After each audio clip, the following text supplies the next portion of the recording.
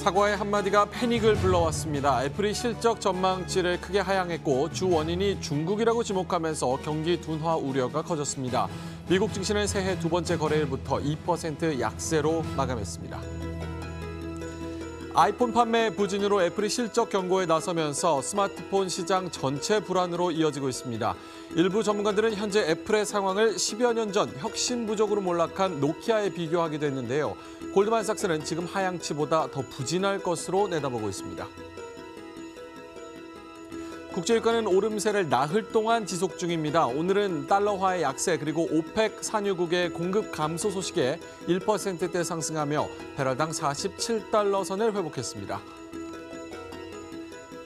캐플런 미국 댈러스 연은 총재가 시장 편을 들어줬습니다. 세계 경제 성장 둔화와 금리가 초래하는 불확실성이 어떻게 전개되는지 보고 금리 인상을 진행해야 한다고 전했는데요.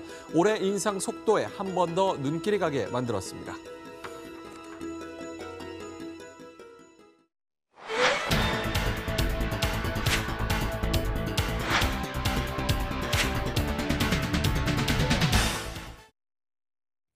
네, 1월 4일 금요일입니다. 머니투데이 글로벌 랩 시청하고 계십니다. 생방송으로 지금 진행되고 있다는 점 참고를 하셔야겠고요. 글로벌 시황의 원조는 머니투데이 글로벌 랩이라는 점 다시 한번 말씀을 드립니다. 방송 보시고 궁금하신 점 있으시면 저희 013-3366-8288번으로 문자로 주시면 저희 전문가분들이 대기를 하고 있고요. 또 웹사이트에서 머니투데이 글로벌 랩을 검색하시면 다양하고 유익한 컨텐츠를 많이 만나보실 수가 있습니다. 자, 오늘 뉴욕 증시 가장 핫하게 떠오른 것은 바로 애플이었습니다. 애플이 장중에 14%까지 급락했고요. 마감 기준으로는 10% 약세권으로 마감하는 모습이었습니다. 급락세를 보였던 배경, 어떤 배경이 있었는지 오늘 글로벌 랩 1시간 동안 자세하게 다뤄보도록 하고요. 스마트폰 시장이 전체적으로 부진할 것이다. 애플이 중국을 원인으로 꼽으면서 애플 자체의 매출도 하향 조정했고 골드만삭스의 목표 주가도 내려잡았습니다. 이로 인해서 시장 전체에 대한 부담감으로 다가오면서 증시가 전반적으로 약세를 보였는데요. 다우존스가 2.8%가량 약세를 기록했고 S&P 500 지수, 나스닥 지수 3% 가까이 약세를 기록하면서 마감하는 모습이었습니다. 자, 이렇게 약세장이 펼쳐졌는데 어떤 종목이 가장 활발하게 움직였는지 살펴보도록 하겠습니다. 가장 먼저 움직인 종목들, 어제도 저희 뉴욕 증시 특징주 세 종목 다 헬스케어 업종이었는데 오늘 같은 경우는 첫 번째, 두 번째 종목이 둘 다 또 헬스케어 종목이었습니다. 첫 번째로는 펀웨어였는데요. 첫 번째 종목 같은 경우는 모바일 앱 제작하는 기업이었는데요. 삼성이 2015년에 벤처 투자를 하면서 삼성도 지분을 가지고 있다는 점 좀 참고를 해보셔야겠고요. 펀웨어가 62%가량 올랐습니다. 두 번째는 말씀드렸다시피 나스닥에 상장되어 있는 헬스케어 업종입니다. OHR이 61%가량 급등하는 모습이었는데요. 노인성 안과 질환 관련 제약사인데 오늘도 M&A 소식이 나오면서 급등세를 보였습니다. 61%가량 급등하면서 마감했습니다. 세 번째로 보셔야 될 종목이 바로 저희 라이징스타에서도 계속해서 관심을 가졌던 종목 그리고 전해드렸던 종목인데요. 박스라이트입니다. 오늘 무려 42%가량 급등하면서 배럴당 주당 1달러 87센트의 거래를 마쳤습니다. 교육용 디지털 기자재 회사인데요. 계속해서 저희 라이징스타 종목들도 이렇게 선전을 하고 있다는 점 좀 참고를 해보셔야겠습니다. 자, 외국인들이 생각하는 우리나라 주가 지수의 벤치마크 살펴보도록 하겠습니다. MSCI 한국 지수입니다. 어제도 2%대 급락했고 오늘도 2.1%가량 약세를 보였습니다. 56달러 82센트의 거래를 마쳤고요. 어제 삼성전자 3% 하락했죠. 삼성전자가 20.65% 포함되어 있고요. SK하이닉스가 4.7%가량 포함이 되어 있습니다. 퍼스트트러스트 코리아 지수 살펴보도록 할 텐데요. 여기도 약세였습니다. 약세폭이 더 컸는데요. 2.2% 하락하면서 21달러 76센트. 여기도 SK텔레콤이 4.3%, LG유플러스가 3.8%가량 포함이 됐습니다. 자, 오늘도 변동 장세가 이어졌습니다. 글로벌 시황 어떻게 움직였는지 시황센터를 통해서 알아보도록 하겠습니다. 김민재 앵커입니다.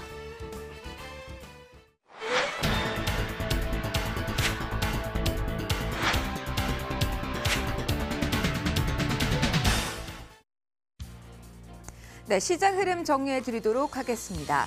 어제 이 시간 저희가 장중 이슈라면서 전해드렸던 이야기, 애플의 1분기 실적 전환 하향 조정 소식 기억하시죠? 이 애플 충격에 아시아, 유럽, 그리고 미국까지 크게 흔들렸습니다.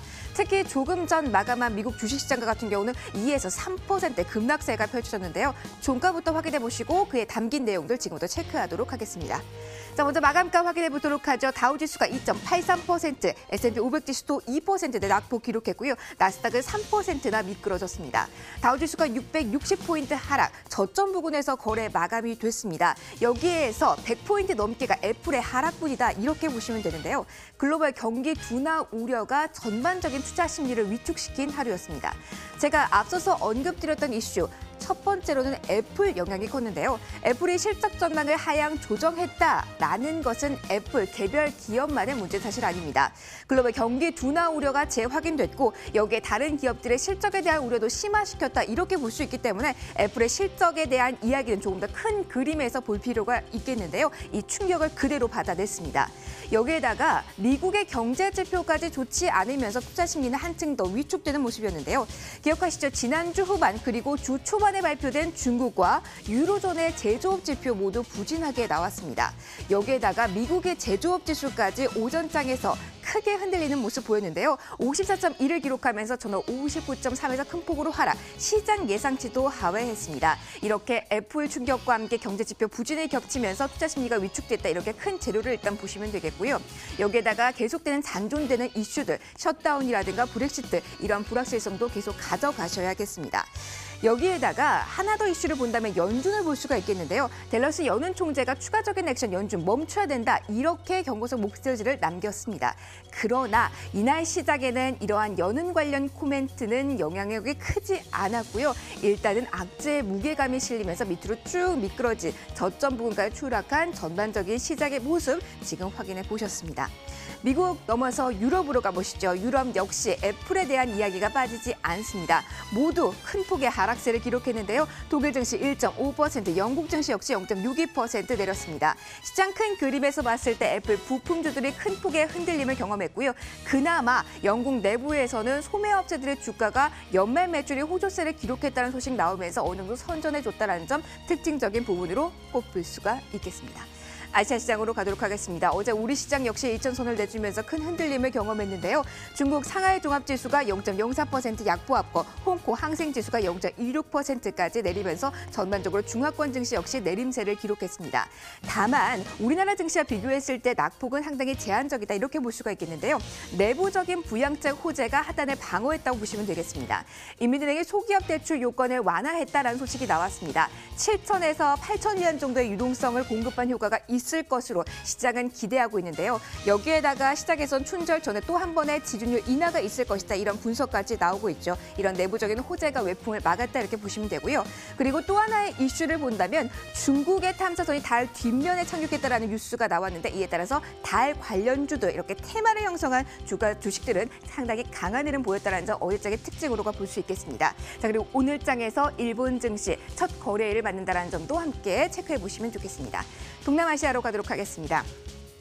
동남아시아 증시 보시면은요, 인도와 베트남 증시는 1% 하락이었습니다. 그런데 이 필리핀 주식시장이 2.56% 올랐다는 점 특징으로 잡을 수가 있겠습니다. 인플레이션 발표를 앞두고 필리핀 중앙은행이 올해는 기존의 통화 정책을 쭉 끌고 갈 것이다라는 분석이 힘을 얻으면서 금융주를 중심으로 매수에 집중됐다고 볼 수 있고요. 2.56% 플러스로 거래 마감이 됐습니다.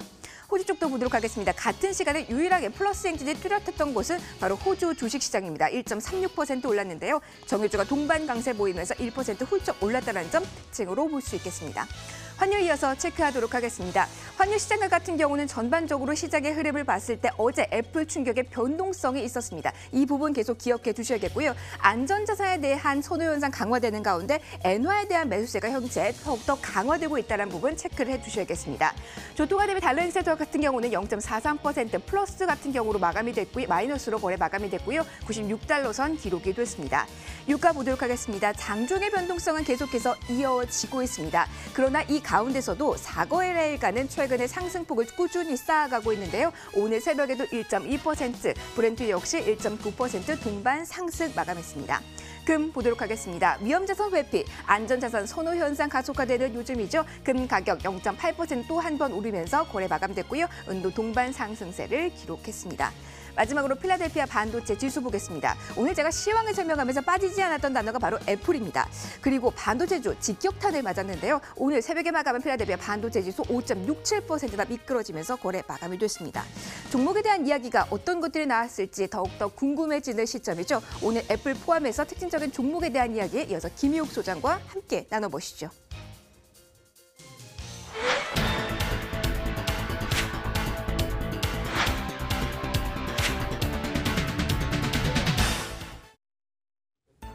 네, 오늘처럼 이렇게 시장이 부진한 날에도 월가 애널리스트들은 열심히 일을 했는데요. 사실은 연말 휴가, 연차 휴가 뭐 다 소진하고 이제 새해 들어서 증시에서 딱 돌아와서 보니까 아무리 열심히 일을 하려고 해도 투자 의견을 변경할 거는 모두 하향 내지는 목표가 내려잡기밖에 없었다는 점을 우리가 이해할 수밖에 없습니다.